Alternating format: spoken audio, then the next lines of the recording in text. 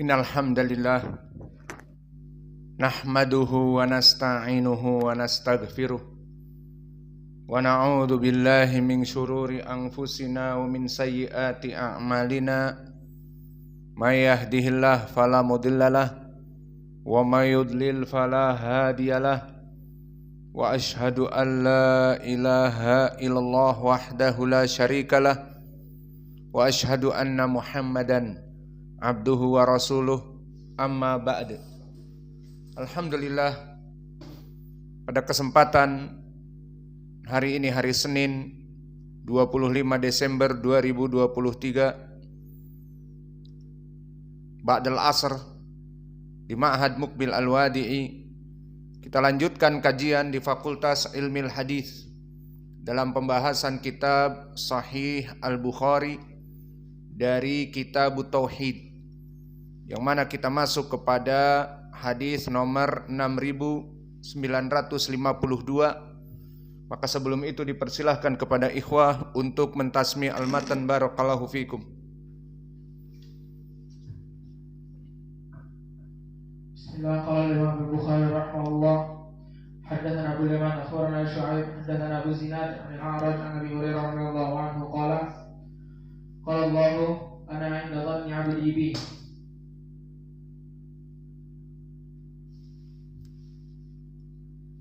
Bismillah. Qala Imam Al-Bukhari rahimahullah ta'ala haddatsana Ismail haddatsana Abu Yaman akhbarana Syu'aib haddatsana Abu Zinad an al-A'raj an Abi Hurairah radhiyallahu anhu anna Rasulullah sallallahu alaihi wasallam qala Allahu ana 'inda dhanni 'abdi.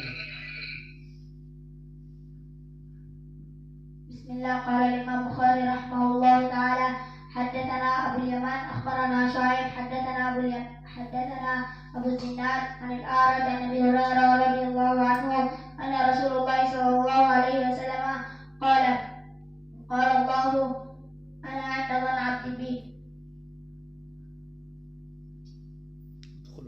قال الإمام البخاري رحمه الله تعالى حدثنا أبو اليمن قال أخبرنا شعيب عن أبي زناد عن الأعرج عن أبي هريرة رضي الله عنه أن رسول الله صلى الله عليه وسلم قال يقول الله تعالى أنا عند ظن عبدي بي. Ada suara في صوت أو لا؟ بسم الله. قال الإمام البخاري رحمه الله تعالى حدثنا أبو اليمن أخبرنا شعيب عن أبي زناد عن الأعرج عن أبي هريرة أن رسول الله صلى الله عليه وسلم قال الله أنا عند ظن عبدي بي. بسم الله. قال الإمام البخاري رحمه الله حدثنا أبو اليمن أخبرنا شعيب حدثنا أبو زناد عن الأعرج عن أبي هريرة رضي الله عنه أن رسول الله صلى الله عليه وسلم قال الله أنا عند ظن عبدي بي.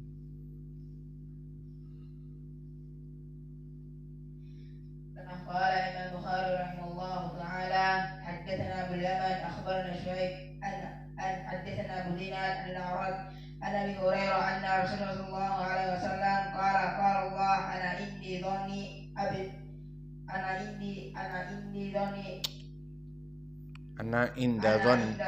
عبدي بي. Bismillah.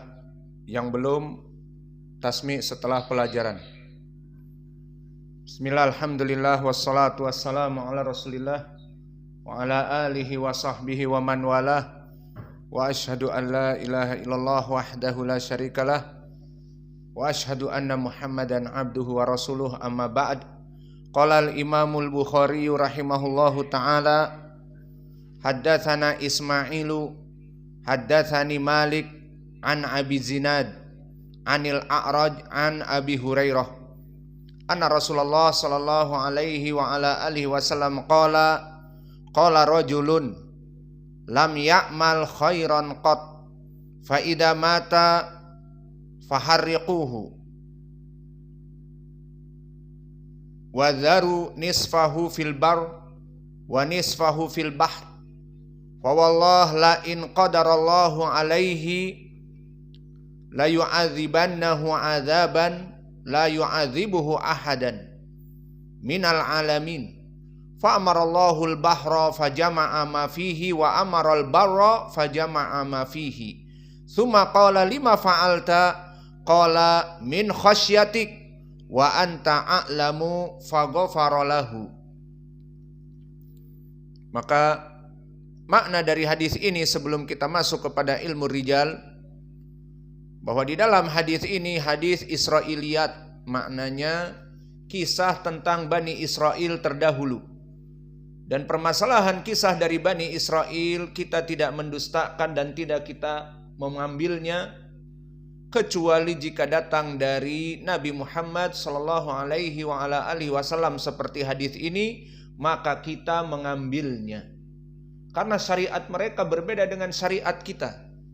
Dan di saat Nabi mengambil faidah dari kisah mereka, maka itulah faidah yang diterapkan di dalam syariat ini, dikarenakan Nabi Muhammad sallallahu alaihi wa ala alihi wasallam yang membuat syariat di dalam Islam ini.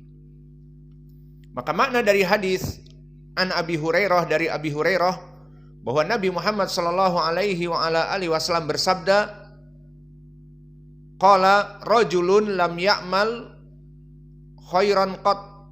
Ada seseorang dari Bani Israel yang tidak pernah melaksanakan satu kebaikan pun.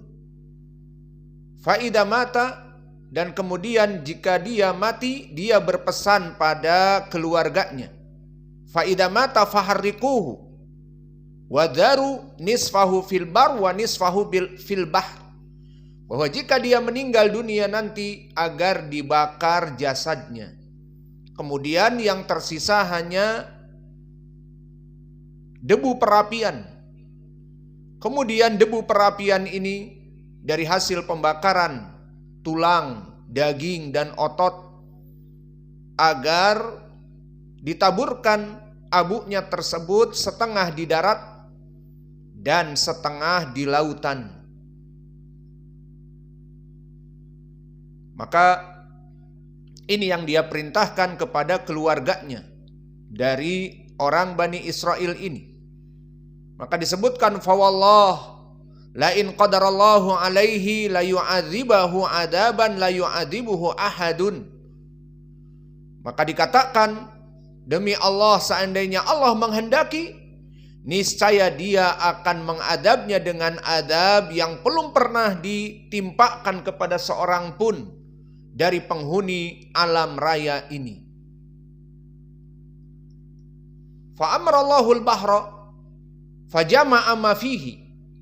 Maka Allah memerintahkan kepada lautan untuk mengumpulkan debu-debu yang setengah tadi. Maka dikumpulkan. Maka kemudian wa amaral barra fajama'a ma fihi. Maka diperintahkan kepada daratan agar mengumpulkan seperti tadi lautan mengumpulkan dari debu-debu tersebut. Maka Allah akan mampu untuk menyatukannya kembali.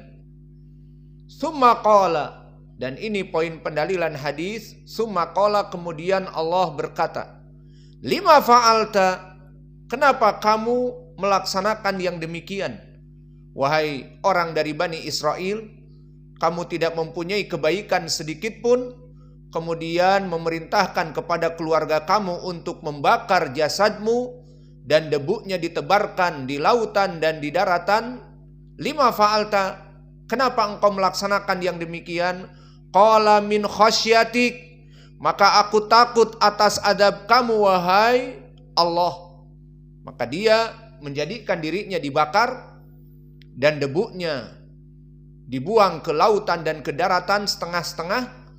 Maka kenapa dilakukan? Dikarenakan dia takut kepada Allah. Dan engkau lebih tahu tentang hal ini. Maka apa yang dikatakan oleh Nabi kita? Faghafara lahu, maka Allah mengampuni dosanya. Inilah dari segi matan. Dan kita kembali kepada ilmil hadis, ilmi rijal. Qala al-Imamul Bukhari rahimahullahu taala haddatsana Ismail. Maka Ismail di sini adalah ibnu ukhti Malik ibni Anas. Dia adalah anak dari saudarinya Anas, Malik ibnu Anas. Maka Imam Malik ibnu Anas, Imam Darul Hijrah, mempunyai saudari dan saudarinya mempunyai anak. Maka di bahasa Indonesia Ismail di sini Ibni Abi Uwais, yang masyhur dengan Ibnu Abi Uwais, Ismail ini, dia berkata kepada Imam Malik khol. Kalau di Indonesia sama saja paman. Adapun di Arab maka dia mengatakan khol. Kenapa khol bukan am? Di Arab dibedakan khol itu jika dari pihak ibu. Maka semua saudara dari pihak ibu dinamakan khol. Jadi paman yang bernama khol karena dari pihak ibu. Adapun dari pihak bapak dinamakan am. Semua saudara dari pihak bapak yang laki-laki dinamakan am. Maka di Arab jelas ya ammi, ya kholi. Seperti anak-anak kita contohnya dari istri-istri kita yang Arab. Maka mereka mengatakan kepada saudara-saudara istri kita yang Arab, ya khol, ya kholi, wahai kholku, wahai pamanku dari pihak ibu. Dan untuk keluarga Hadikusumo, orang Jawa, maka mereka mengatakan ya ammi, keluarga Mangkujiwo. Maka berbeda. Anak-anak kita memanggil kepada keluarga kita yang di Indonesia ya ammi, dan memanggil kepada keluarga yang di Yaman ya kholi. Dan ini yang diinginkan oleh Ismail ibni Abi Uwais. Maka dia adalah keponakan dari Imam Malik dan berkata kepada Imam Malik ya kholi, karena ibunya Ismail adalah saudari dari Imam Malik. Dan keadaan Abdullah Ismail ibni Abi Uwais dalam keadaan dhaif hafalannya. Dan dia di Tabaqah al-Ashirah, Tabaqah dari gurunya Imam Al-Bukhari. Maka telah didhaifkan oleh para ulama seperti berkata Yahya ibnu Ma'in, saduqun dhaiful aql laisa bidaka. Yakni anahu la yuhsinul hadits wala yu'raf an yu'adihi au yaqra. Bahwa makna dari ucapan Imam Ibnu Ma'in seperti kita pelajari di Dhawabit al-Jarh wa Ta'dil, bahwa jarah itu jika diarahkan spesifik kepada al-adalah dan kepada ad-dhabt, maka jarah dinamakan jarah mufassar, jarah yang spesifik.